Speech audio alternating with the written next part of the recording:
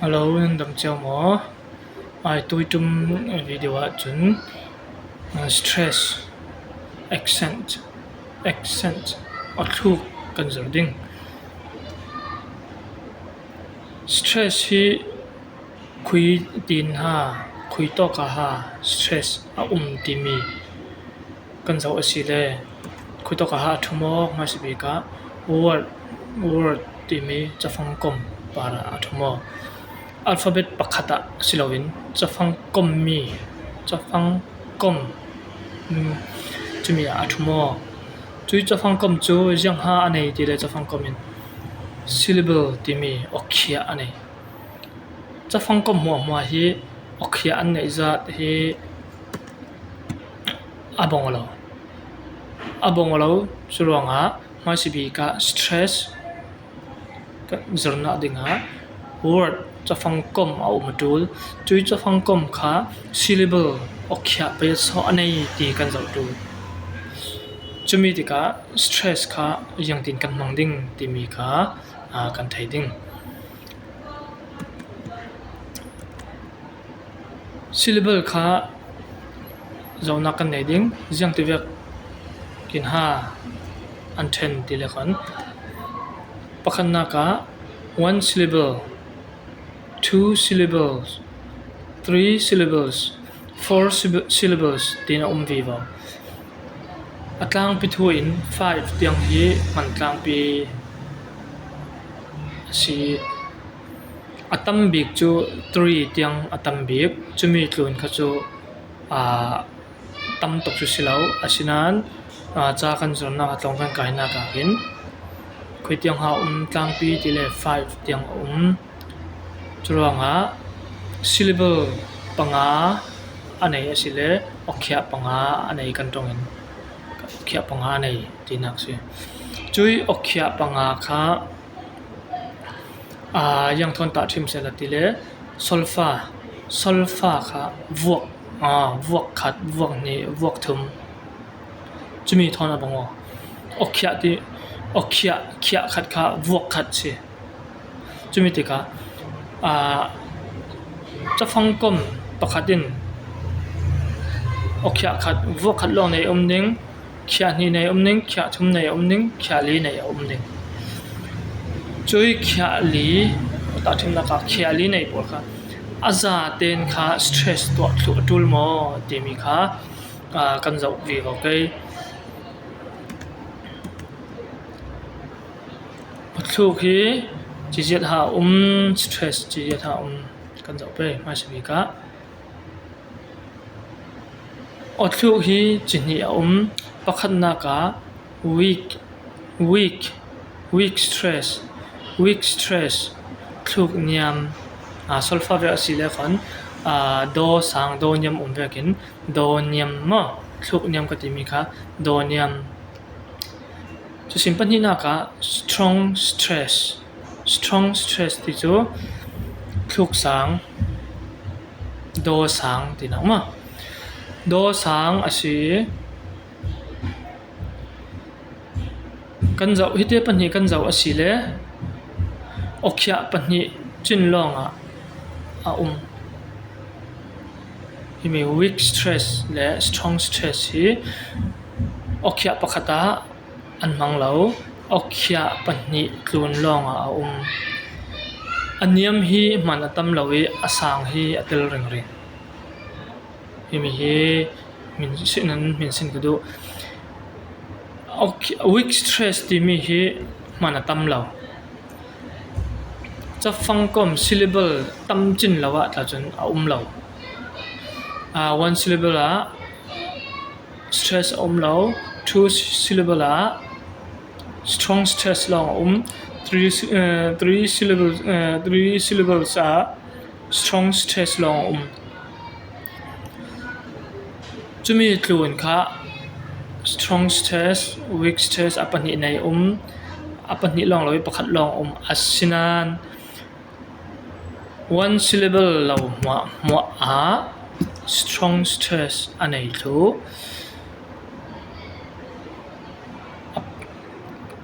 kan ngai poi mo ding mi chu strong stress ka weak stress hi ngai ten stress then te ka chin hi in na weak stress hi sal tel lo khale poi lo asinan strong stress a na kha chu kan thei lo tu ta them na ka taika kan mai nan harak sha dan be taika adik lo thai sounding khan na ka thai ya de le khan na ka khan stress om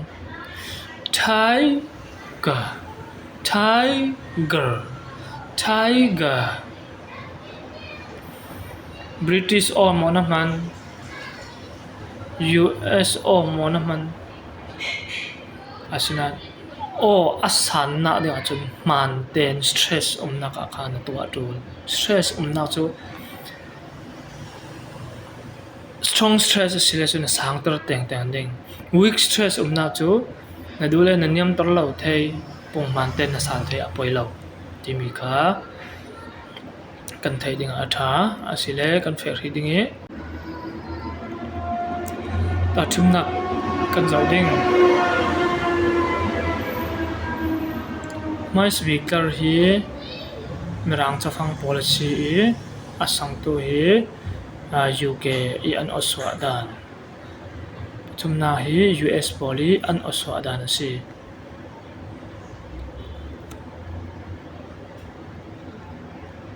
stress must be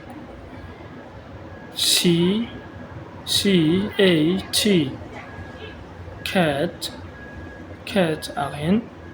stress mo low chumironga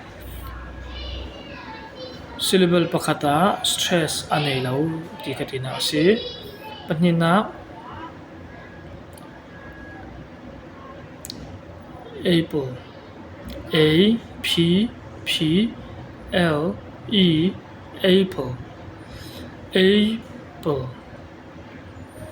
a ya stress US kala an patnin abango churonga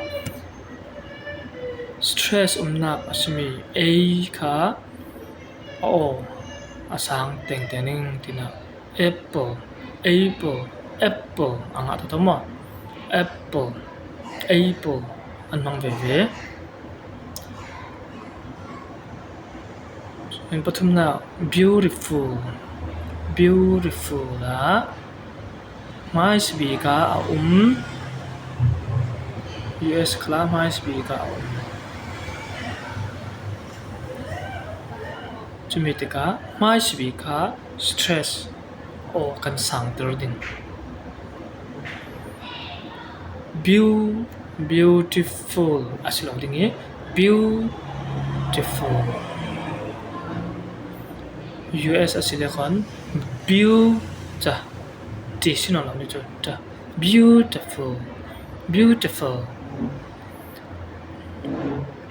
kati sidai chumitika hite pani chu an oswak UK le US abangolo tinakse to pakhat kan zawle dingi education ina weak ina strong ina US khala an na zon abong ve example kan zaw dinge apple beautiful education stress an nei na zon abong thu an oswak abongok lo mana stress na kha abongo dimi kha min sinanga kalau du IPA kha kan zur zoi malte zo sal na kan nei ding IPA na khat himi word pali sunga himi beautiful dimi hi UK le USA osok abongok lo na adang chu an bongo che chumi tika yang hati le nang UK mango USA mango ti mi kha kai kalau zir tu mi asilo ziang tong nan zir du UK oswak mo US oswak nan zir du nan thu asinan IPA nan chiam asile nan du mi chu nan siar chiam thau ding o addicted nan so chiam thau ding khui mi nan thul khale kha chu nan mai thu si ronga IPA hi thungai thlak in lo zero chusin stress khal thungai thlak in lo zero ya kalau for du ke mai sa ka sim zo weak stress hi kan sal lo khale poi lo kalau ti echu kha ya dile kha amai sibik kha timi chafang hi ka timi a osok kha IPA ya osok kha si mai sibi ka tika alu lu ani ka atoi zo tika imi stress ki yang ro tile kan sal tel chu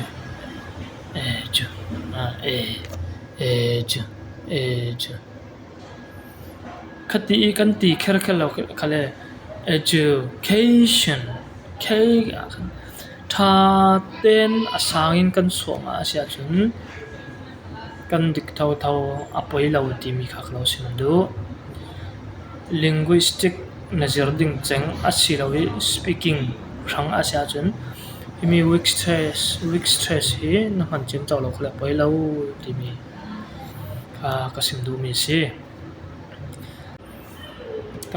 ta chim na kan wan zau be ri pe tu chu what family asilo le what form ani te o athang thei mo jiang tin ha ti mi kha kan zau ding hi mai sibi tar hi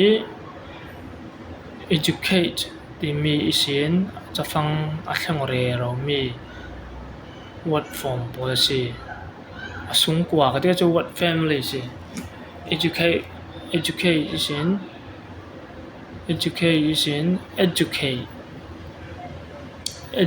isin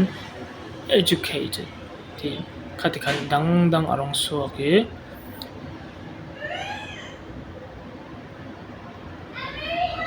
karnina ka asile chu speech part of speech grammar kan zra zo kha parts of speech pariyat chumi parts of speech pariyata hi mirang chafang pol hi yang speech yang part ha an si ti mi kha ina hin asim fiang educate he verb asi educated he adjective asi asole verb past tense asi ti mi sim fiang na asi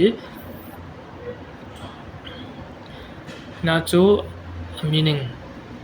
what form he meaning he athang vivo to teach or train zir dinga having educated here having received education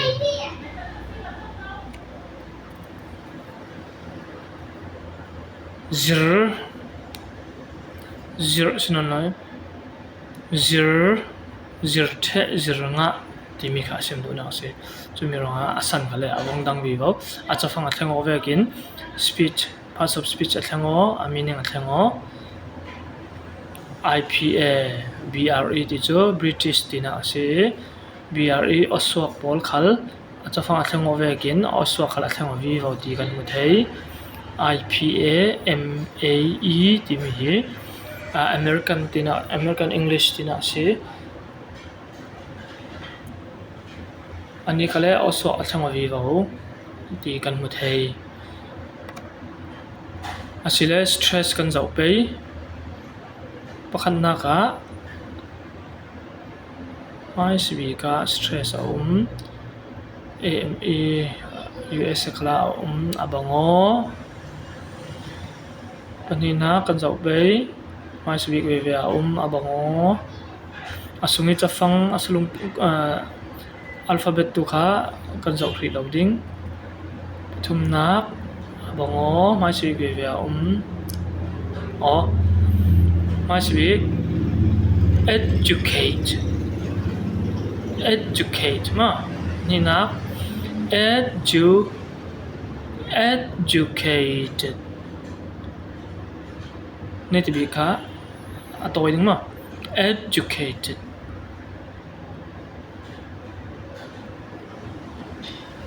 มีสิเลจู educating ฮินาจนฮีวิกอันไหนเววิกอันไหนทั้งฟังคำไปหาสีกันจะตาไปหาวิกอันไหนที่มีค่ะขาดนี้ปฐมปลี syllable ปลีอันไหน syllable ปลีอันไหนweak อารมณ์สดจุดว่า syllable ปลีในปลี weak และ strong stress อันไหนที่ US เด็กกันจะเป็นบางว่าหมออันบางว่าเท่าจุดว่า stress ที่อมนาเหอันบางว่ากลางปีอันบางว่าริงที่ค่ะกันสิมาเจ้าเอาสวกอันนี้มันก็สิร้องจูฉะนั้นตัวเล่มเราก็จะร้องจูนั่นที่เขาเรียกไปแล้วมั้งจูสิเราเห็นจูอารวลินจูฉะนั้นที่มี strong นะครับจูเฟียงตะกินกันสักตัว cation เห็นไหมจนชินที่เรามั่ว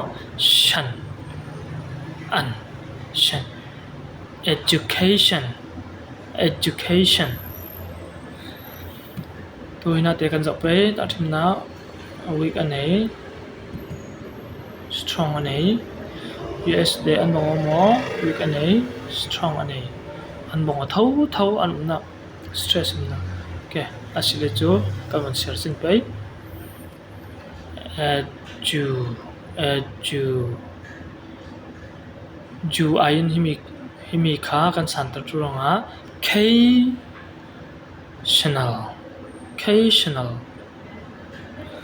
educational ที่กันสิตัวที่มีกันจับเลยไปอัทกนักะสังsyllable ไปหาอันไหนประคาดปัจนี้ปฐมปลีจะฟังกลมปลีอสินาน stress ประคัดลองอันไหนจวงปลีอันไหนรวงอ่ะ stress ปัจนี้อันไหนดิ่งที่จวงเราข้าเราเมนสินุละน่าแต่ไม่สบิกะเท่าอันบังวลาละ stress นะ UK US stress นะอับงลาลากันเสียสินไปตอกกินสังหนึ่งระหว่างedu ที่ขลังedu ขลังมั้งedu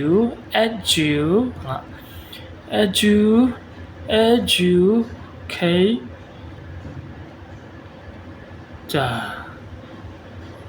educator มาอาศินนท์ educator ค่ะสังเจ้าหม้อเขาตอกอ่ะสังเราลองดังโจอารวลินสารมิน educator โอเคตอกเห็นอันที่มีรัตเตลอันอัตเตลอดุงตาค่ะนี่ต่อตัวนะเอาเจ้าที่มีท่อนบงอันอัตเตลรวงstress นะแทงเราที่มีค่ะกันเป็นสินไปอันรวงกันอดุงสลุงค่ะเอาสอกแทงจวงเราเกละ stress ที่มีค่ะทุกปีหินะขละ BREAME UK le USA unstress abong tau kan sial mik bai doka stress on uneducated katin simo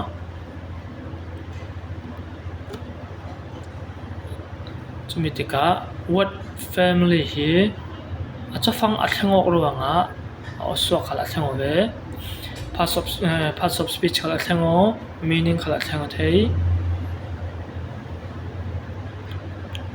timi kha hi mi example isin kan mu thei si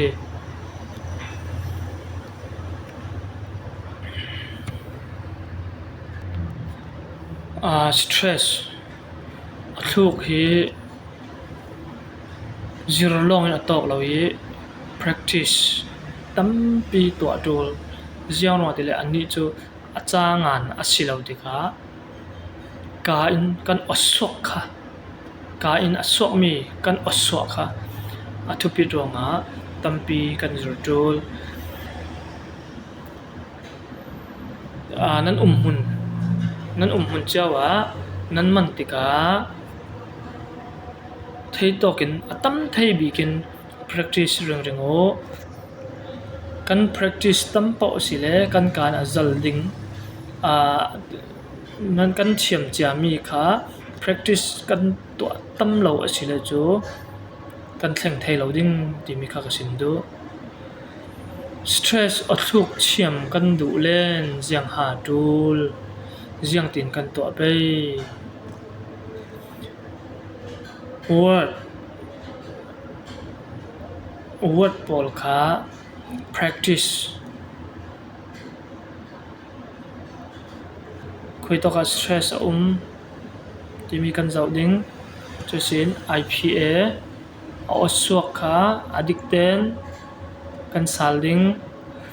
IPA diklong atok lo IPA kan diknu a khan stress kha manten kan salding chui wat chafang kompol kha khui tokin kan zurding athabi chu dictionary tha leyu dictionary kan zaw atul dictionary tha a fam kim ten dictionary tha kan nei lo si le chu kan practice to na ding hi harzet video chu tampi a nan ma ten kan du mi what kan hai mi what kha kan hol theina chu dictionary lo phone apple dictionary pol khal tampi umi asinan anja ten alphabet IPA an nei thu kher lo timi kha ka simdu chuanga app nan download khale IPA anei mi app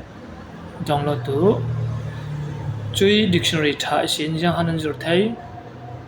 IPA nan zur thai practice thai stress nan practice thai nan zur thai